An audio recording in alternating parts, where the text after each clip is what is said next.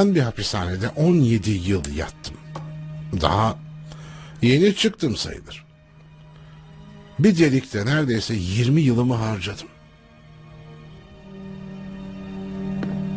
Kendim dışında bu konuda inanın bana herkesi suçladım. Ne zaman şu taşlara dokunsam düşünmeden onları oynatabiliyordum.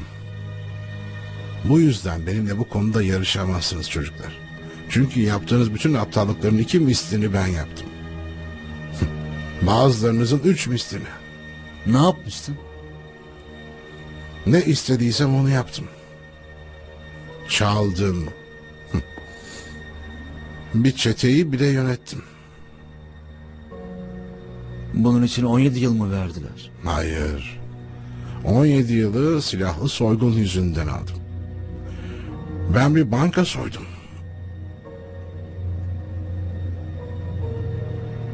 Polis geldi ve hepimiz dağıldık. Ben de enselendim. Ve sonra öğrendim. Neyi öğrendin? Satranç tahtasını. Sıra sende. Güzel. Şahmat. Bu daha da güzel.